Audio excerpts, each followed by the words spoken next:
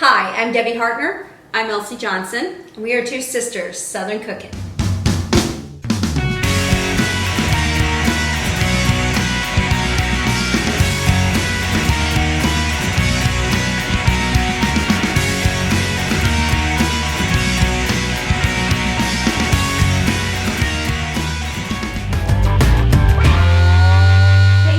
Debbie and Elsie. So do you remember the Hardees biscuits from yesteryear? They quit making them. I don't know how many years ago. Recently, actually, because it's been, well, maybe a year and a half ago I had some. But Hardees is kind of like, I believe, a Southern restaurant, a Southern fast food restaurant. They're the same as, there's another chain that is made by them. Their headquarters is in California, actually. Is it really? Yes. Carl's, yeah. Carl's Jr. Yeah. There's a man that comes in the fruit stand, and he used to drive to the corporate headquarters, and he said that they were a very, very excellent company to deliver to. They were nice people. Really? But anyway, they're pretty much like a Southern. They may be in California because of their headquarters being in California, but they have the best cinnamon raisin biscuits. That used to be a given. If you go there for breakfast, you're going to get a cinnamon raisin biscuit. It's a diabetic's nightmare. Yes. Because it was a powdered sugar glaze that goes on the top of it. We are going to make it today so you can make your own. Just in case if you're kind of missing it and you want a little bit of that good old Southern cinnamon raisin biscuit. I've never found them anywhere but there. I've never seen them in any restaurant anywhere else but at Hardee's. And they had the best biscuits too, period. Right. They had really good biscuits for a fast food restaurant, and it takes their biscuit recipe, I do believe, and just changed it to add cinnamon and raisin within the biscuit. Probably, yeah, and sugar too. Right. There's sugar in this recipe. So Elsie's going to go ahead and get started mixing that up, and I'm going to start pouring in. So I'm going to mix this together because this has the sugar, and this is self-rising flour, and it had baking soda. Baking powder, self-rising flour, salt, and so sugar. They're going to raise up a lot because you already have self-rising flour in it. Okay guys, so we have our Crisco in here. It is a butter flavored Crisco, so it's going to give it a little bit of a delicious taste, a little even more Southern taste. And Elsie's going to go ahead and finish mixing. You don't have to use butter flavored. That's what we had. So you can use regular Crisco. It's fine, either or. But I do believe, like she said, the butter is going to give it even more flavor. And also, we use the butter sticks or the Crisco sticks. Crisco sticks, yes. Yeah, and it's the butter flavored Crisco sticks. So they're already measured out for you, and that makes it nice. Yeah, it does. It does make it nice. Okay, all right. I think this is all broken up pretty good. Yeah, it looks good. It's in good pea-sized pieces. Yeah. I hear the preheat is heated up. Do you want to put that pie crust in real quick? I sure can. I'll be right back, guys. Pour it in the buttermilk. And I'm going to just stir this together until it just comes to a ball, till it starts to get incorporated.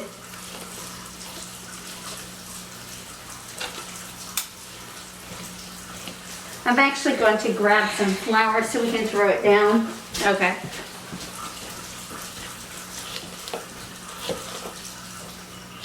I love the smell of buttermilk. Just the tang, you can smell that tang. And when you bake with buttermilk, it's another flavors all together, just so good. And I don't like buttermilk straight up just to drink, but I love to bake with it. I know there are lots of people that love to take buttermilk and then dip their cornbread down in it. I'm not one of those people.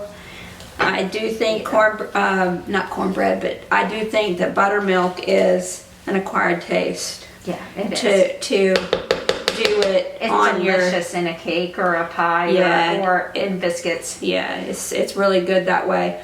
All right, I'm going to put my raisins in.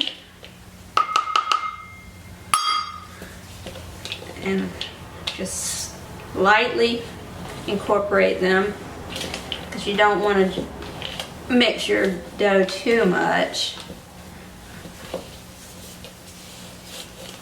It's looking good. Mm-hmm. I can't wait to try it. So on our way over here today, Ben and I stopped at Hardees, and that's what started this discussion. And it worked out perfect because we are actually doing breakfast today, so Yeah. this worked out really well. Yeah, it did. Okay, I'm gonna add in the cinnamon.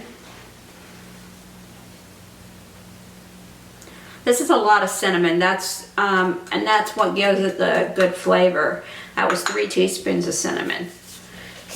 So there's a lot of cinnamon in this, but it's one of the main ingredients because it is cinnamon raisin. You know, Biscuit. yeah. So Absolutely. So we're going to be baking it on this here.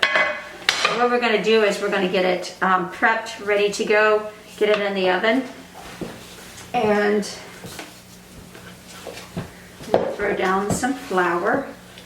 And I'll see. I wonder if we should mix that by hand.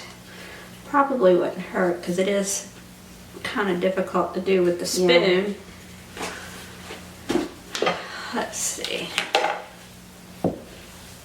Elsie's getting a workout. Yeah. If you need me to do it, let me know. Oh, that's going to be good. Look at that. Yeah, you can see the cinnamon just layered through. It's going to be good. Okay, let's move all this stuff out of the way.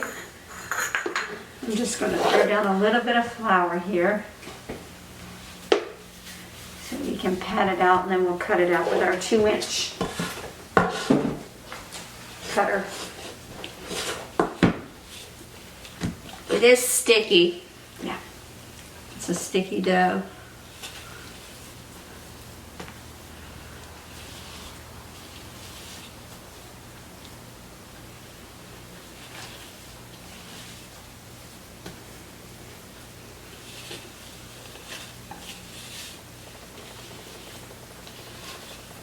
Just mix in the cinnamon a little more so we can reincorporate it into this. Okay, I'm gonna put this in the sink. Okay, while she's doing that, I'm going to need a little flour on my hands. Yeah. I'm gonna need flour, Elsie. Okay. I'm gonna put a little bit on top of it. Just to, flour? yeah, I got flour.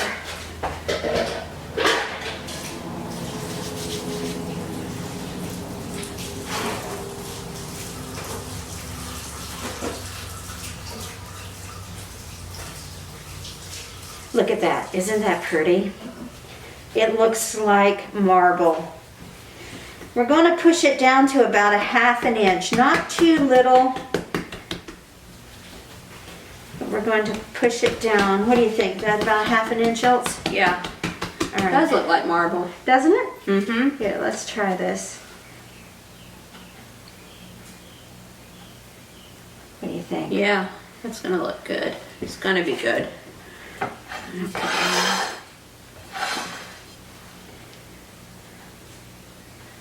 All right. Because it's going to expand when it gets in there. It's going to get really big.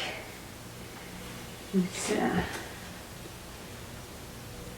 you don't want to twist because that'll seal off your ends and that'll keep your dough from rising. So you just want to push down and then there you go. That's going to be yummy.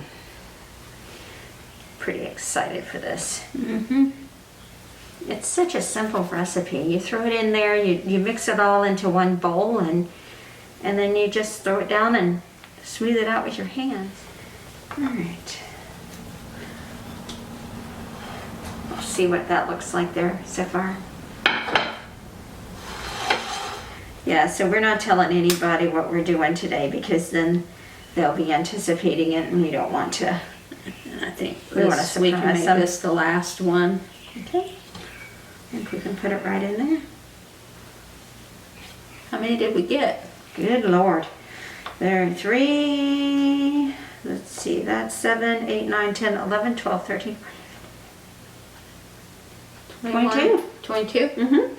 Awesome. 22. Look at That's that. going to be a lot of good eating there. It is. Yeah. We're going to go ahead and show you what they look like when they come out. We're going to go ahead and make the icing to go with this, and we'll be back with our next video. In order to make the glaze that goes with the cinnamon raisin biscuits from Hardee's, you have to put in, and we're using double, so we're using 2 cups of We have a lot powdered of sugar. icing, so we want to make sure we have enough. Correct, yeah.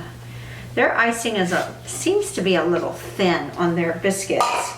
So I'm surprised that we're not actually adding more water to this, but we'll see. And then we're gonna add in a half a teaspoon of vanilla, just to be able to add a little bit of flavor to it, but we're gonna leave this sit out until we're ready to glaze our biscuits. I'm so excited. It's just like something from your childhood, you know? You have from when you were a kid. See how I'm taking my spoon and I'm pressing it up against the wall? I'm pressing it up against the wall of my bowl.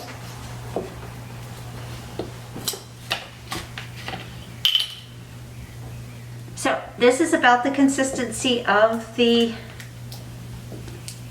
glaze that goes on top of it. So, all right, so we will see you guys in our next video.